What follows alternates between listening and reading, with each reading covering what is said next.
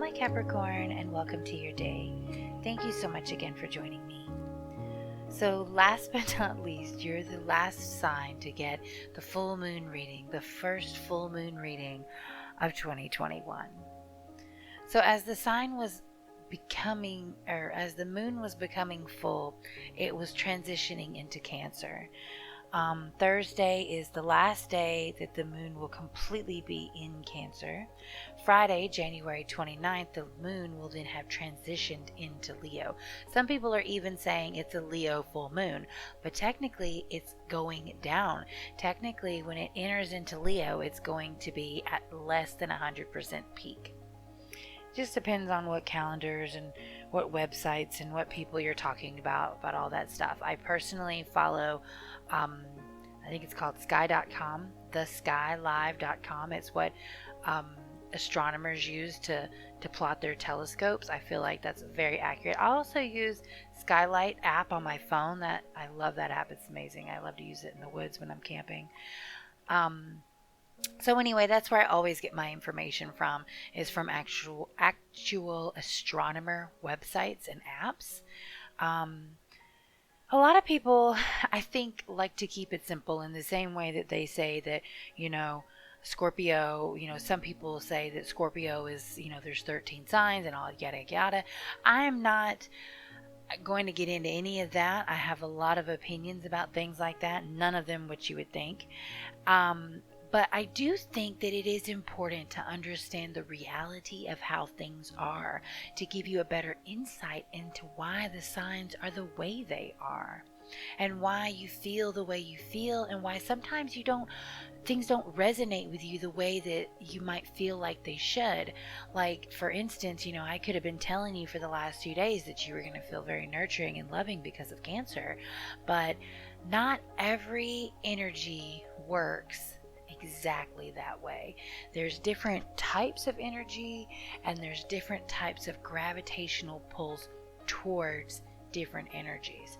And depending on how, literally, in my scientific opinion, the cells and the magnetic energies in your body align, you will be affected differently by the different signs, the pulls of the moon and the planet and the sun.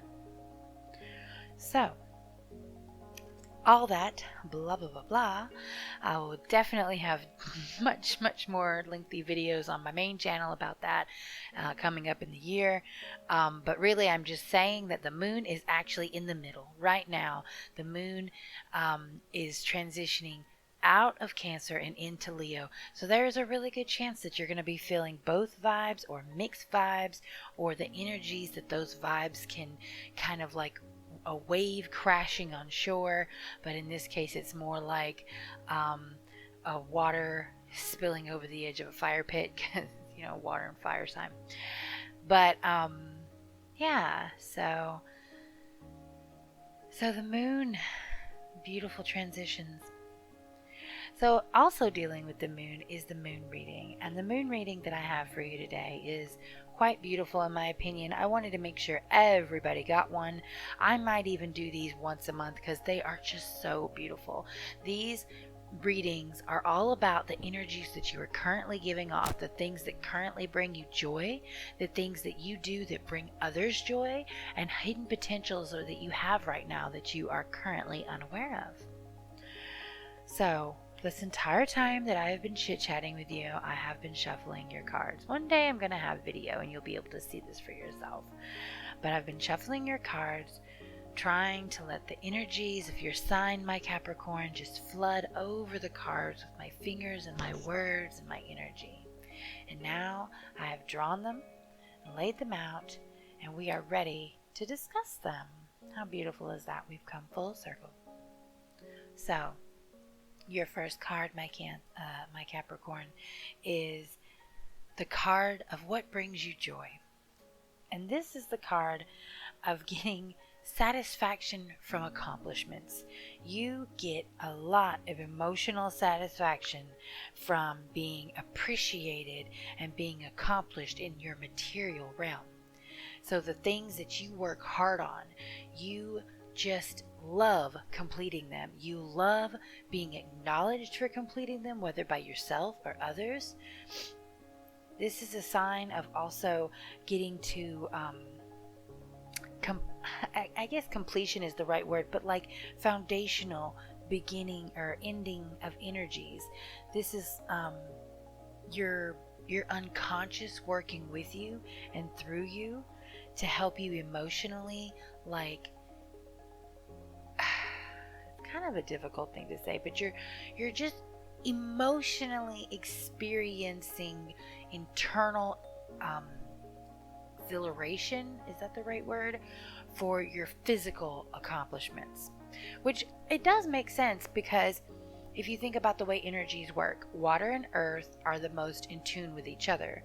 So for you, having a water emotional connection to a physical earth action makes total sense. It's who you are. And quite frankly, Capricorn, you probably are the most earth-like of the water signs. So, just moving out of that realm, I think you understand it. I've talked it enough. What are people getting from you right now?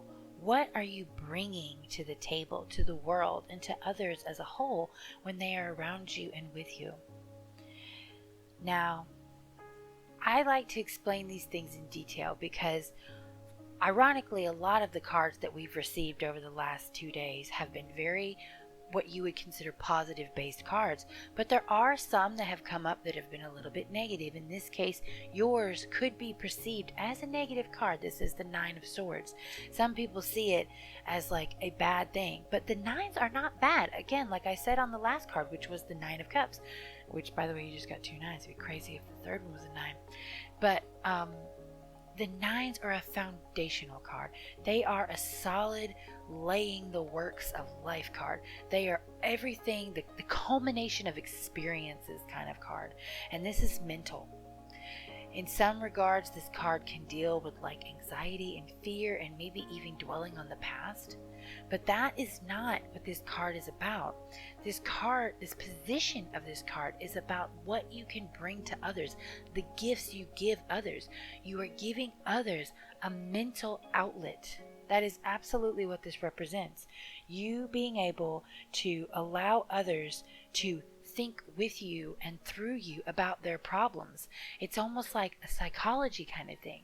Like you are able to play the doctor for them. You are able to help them figure out their mental straying and their path, and really understand exactly how they're going wrong or how they're going right, or maybe bringing them a logical guidance as to how they need to push forward.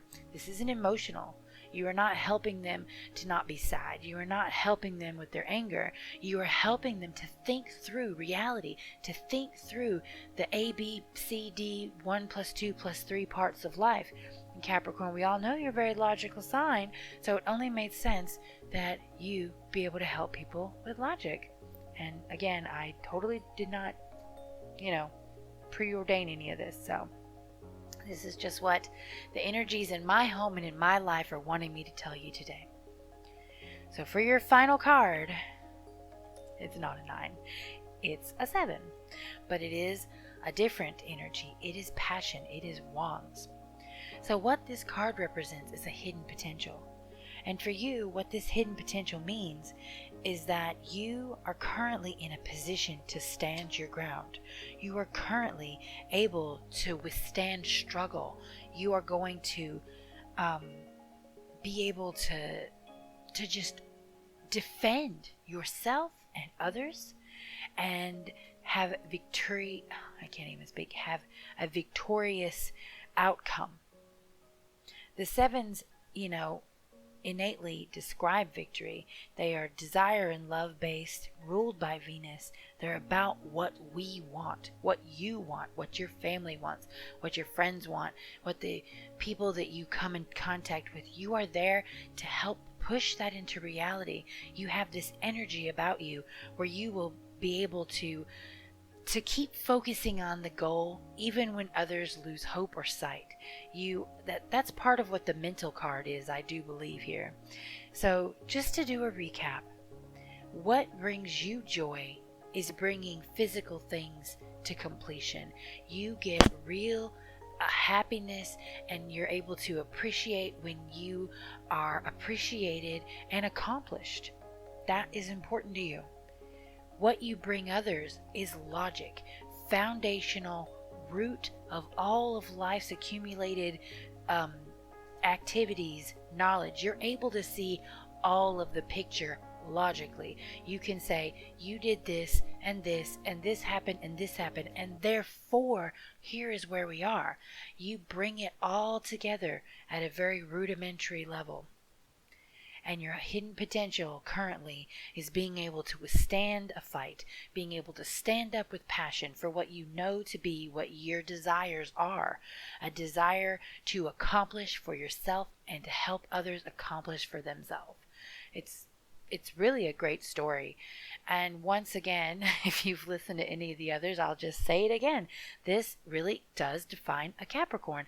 To me, a Capricorn, I mean, not just to me, but to many people, Capricorns are considered driven, yet patient, disciplined, and determined, social, powerful, and influential. All of these words are just what comes to mind and what comes to description when you read or think about a Capricorn. And here we have all of these factors at play for you. We have hard work and appreciation and a desire to be recognized and be, a responsible human being that can be happy with their responsibilities. You use that energy to help people. You're patient and strategic and determined and influential, and you help people mentally, socially, and career-wise get through their problems. You stand up for without any qualms. You want to contribute. You have a great reputation, and you're just a very responsible person. The world could use more Capricorn-like people. So my friend, that's all I have for you today. I hope you have fun over the next few days.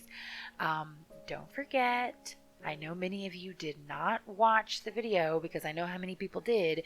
The last video, I don't want to give it away, but I'm gonna, because just in case you don't go back and watch it. Mercury is going retrograde. This is no joke. Maybe you should go back and watch the video and just fast forward to the end so you can understand more about it. Though I do think I am going to post a video just on Mercury going retrograde. That'll probably come out on Saturday, because Mercury doesn't go retrograde until Sunday. Yeah, they don't go retrograde until Sunday. Saturday, they stop. Sunday, they're actually going backwards. Regardless of what you might hear from others, they are not in Aquarius. Scientifically, okay, you can believe they're in Aquarius because they are literally, if you looked in the sky, they are millimeters away from Aquarius. They are in between. They are in what people might call the dead zone of the constellations. They are in between Capricorn's main stars and in between Aquarius's main stars. And right as it is about to enter Aquarius, it just comes to a screeching halt, shifts a little to the right, which puts it closer to Aquarius in that direction, but still doesn't actually touch it, and then comes full reverse, barely grazing the edge of Aquarius on the way out, and then fully back into Capricorn. So if you want to see it for yourself, like I said, trust any astronomy app or website you want. The data is there and it's real. It is not in Aquarius. It's affecting you more than anyone, is what I'm trying to say. Don't let people tell you that it's not. So be very aware, especially around Valentine's Day. Again, if you want to watch that video, it might help you. But regardless, I love you guys. Thank you so much for joining me, and I will see you later.